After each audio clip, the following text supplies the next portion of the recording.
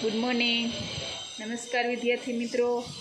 ધોરણ 1 વિષય અંગ્રેજી. આજે છે તે આપણે અંગ્રેજીમાં જ્ઞાન કસોટીમાં શું જોવાનું છે કે ચિત્ર જોઈ તેના સાચા અંગ્રેજી ઉચ્ચાર સામે રાઉન્ડમાં ઘાટું કરો. અહીંયા છે તે આપણે પ્રાણીઓના ચિત્ર આપેલા છે. એમાં 3 આપે છે, સામે અંગ્રેજીના તેના ઉચ્ચાર આપેલા છે. હવે જે ઉચ્ચાર તેનો ચિત્રનો સાચો થતો હશે તે શું કરશું? જે રાઉન્ડ તેની સામે હશે તે કેવું કરવાનું? તો કે ઘાટું. આપણે જોઈએ કે અહીંયા છે સરસ મજાનો ઊંટ આપેલો છે. હવે ઊંટ છે, ઊંટનો ઇંગ્લિશમાં આપણે શું બોલીએ? તેને ઉચ્ચાર તરીકે આપણે શું બોલીએ? મંકી બોલીશું, ડોંકી બોલીશું કે કેમલ બોલીશું? તો કે ઊંટને આપણે કહેશું કેમલ. હવે જે કેમલ સામેનું રાઉન્ડ છે તે કેવું કરવાનું છે? આપણે ઘાટું.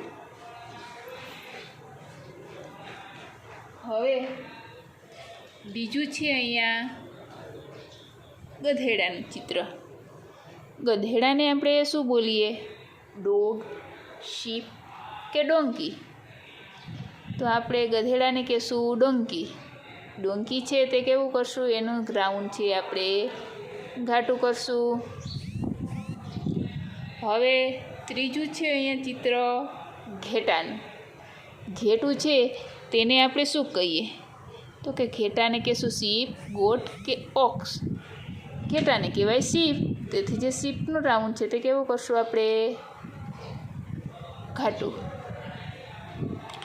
હવે અહીંયા છે ઘોડો.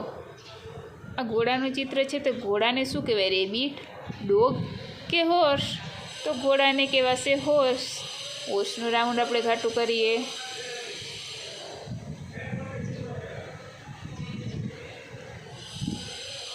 હવે અહીંયા છે ગાય. ગાયને શું કહેવાય? કાવ, ઝીબ્રા કે મંકી? તો ગાયને કહેવાશે કાવ.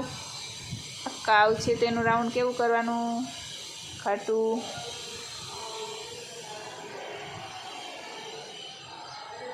હવે અહીંયા છે શિયાળ. શિયાળને શું કહેવાશે? હોર્સ, ફોક્સ કે કાવ? એને કહેવાશે ફોક્સ.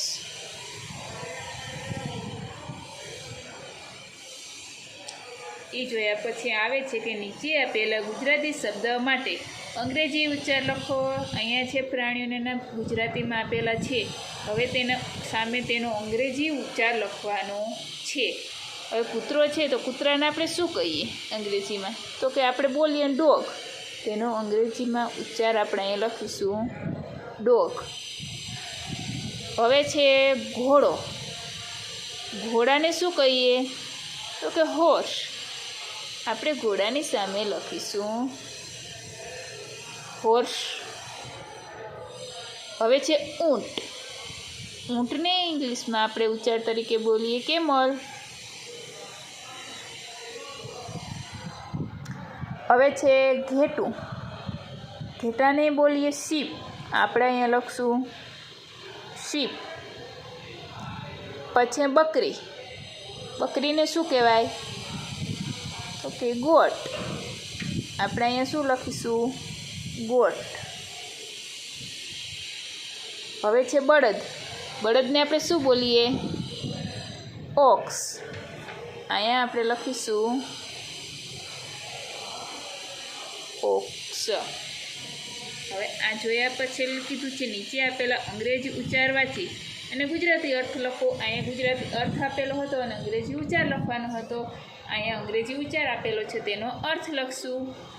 ઝીબ્રા છે તો ઝીબ્રાને શું કહેવાય? હવે છે ઝીબ્રા તો આપણે કહેશું ઝીબ્રાને ઝીબ્રા. ઝીબ્રાને શું કહેવાય? કે ઝીબ્રાને ઝીબ્રા જ કહેવાય છે. ગોટ છે તો ગોટને શું કહેવાય? તો ગોટને કહેવાય બકરી. મંકી. મંકી એટલે શું થાય?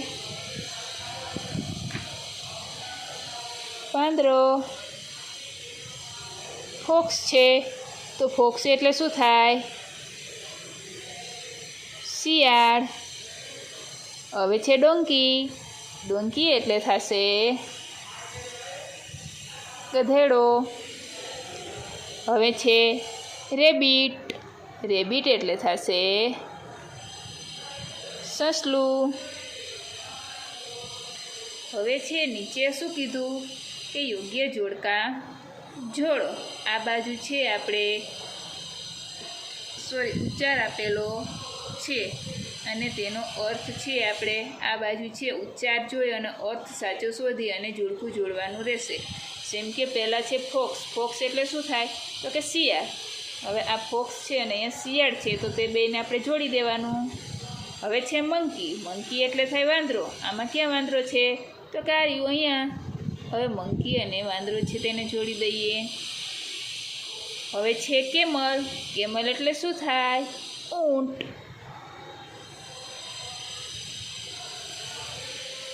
હવે છે ગોટ. ગોટ એટલે થાય બકરી. અહીંયા બકરી છે. ગોટ અને બકરીને જોડી દઈએ. હવે છે હોર્સ. હોર્સ એટલે શું થાય તો કે ઘોડો. હોર્સ એટલે ઘોડો છે. આપણો ઘોડો અહીંયા છે એને જોડી દઈએ. છેલ્લે છે ડોંકી. ડોંકી એટલે શું થાય તો કે ગધેડો. ગધેડા હારે જોડી દઈએ. પછી છે સીપ. સીપ એટલે શું થાય તો કે ઘેટું. આપણું ઘેટું અહીંયા છે તો ઘેટા હારે જોડી. પછી છે રેબિટ. રેબિટ એટલે થશે સસલું. પછી છે ડોગ. ડોગ એટલે શું થાય કૂતરો. પછી કાવ. કાવ એટલે થશે ગાય. ગાય અહીંયા છે તો કાવ એટલે ગાય. હવે છે ઓક્સ. ઓક્સ એટલે થશે બળદ. તો બળદ અહીંયા છે અને ઓક્સ અહીંયા છે બેયને જોડી દઈએ. છેલ્લે છે ઝીબ્રા. ઝીબ્રા એટલે થશે જીબ્રાજ. હવે છે એ આપણે અહીંયા શું જોયું હતું કે સૌપ્રથમ છે ચિત્ર જોઈ તેના સાચા અંગ્રેજી ઉચ્ચાર સામે રાઉન્ડમાં ઘાટું કરો. આપણે છે અહીંયા ઊંટ. શું છે ઊંટ. ઊંટ એટલે શું કીધું તું કેમલ. બીજું ચિત્ર છે ગધેડાનું. ગધેડાને શું કહેવાય ડોંકી. ત્રીજું ચિત્ર છે ઘેટું. ઘેટાને શું કહેવાય તો કે સીપ. પછી ચિત્ર છે ઘોડાનું. ઘોડાને શું કહેવાય હોર્સ. પછી ચિત્ર છે સરસ મજાની ગાય. તો ગાયને શું કહેવાય કાવ. પછી છે શિયાળ. તો શિયાળને શું કહેવાય ફોક્સ. આપણે છે અહીંયા સરસ મજાનું શું કર્યું હતું સૌપ્રથમ ચિત્ર જોયા એની સામે આપણે 3 ઓપ્શન આપેલા હતા. તેમાંથી આપણે સાચો ઓપ્શન શોધી અને રાઉન્ડ ઘાટું કરવાનું કીધું હતું. તો સૌપ્રથમ એ જોઈ અને આપણે સાચા રાઉન્ડ કરી લીધા હતા. નીચે શું કીધું હતું કે ગુજરાતી શબ્દ માટે અંગ્રેજી ઉચ્ચાર લખો. આપણે અહીં ગુજરાતી ઉચ્ચાર અર્થ આપેલા હતા તો આપણે શું કર્યું કે તેના ઉચ્ચાર સામે લખ્યા. જેમ કે કૂતરાને શું કહેવાય તો કે ડોગ. આપણે લખ્યું ડોગ. ઊંટને કહેવાશે કેમલ. બકરીને કહીએ ગોટ. ઘોડાને કહીએ હોર્સ. ઘેટું છે તો ઘેટાને કહીએ શીપ. બળદ છે બળદને કહીએ ઓક્સ. તે જોયા પછી આપણે કીધું હતું કે નીચે આપેલા અંગ્રેજી ઉચ્ચાર વાંચી ગુજરાતી અર્થ લખો. આપણે છે અહીંયા શું કર્યું હતું કે અંગ્રેજી ઉચ્ચાર આપેલા હતા તેની સામે આપણે ગુજરાતી અર્થ લખ્યા. ઝીબ્રાને કહેવાય ઝીબ્રા. મંકીને શું કહેવાય વાંદરો. ડોંકીને શું કહેવાય ગધેડો. ગોટ છે તો ગોટને શું કહેવાય બકરી. ફોક્સ છે તો તેને કહેવાય શિયાળ. હવે છે રેબિટ તો છે સસલું. પછી કીધું યોગ્ય જોડકા જોડો. આપણે છે અહીંયા 4 આપેલા હતા તેનો અર્થ શોધી અને જોડકું જોડ્યું. જેમ કે ફોક્સ છે તો ફોક્સને કેને હારે જોડ્યું કે જે અહીંયા શિયાળ હતું તે. મંકી તો વાંદરો.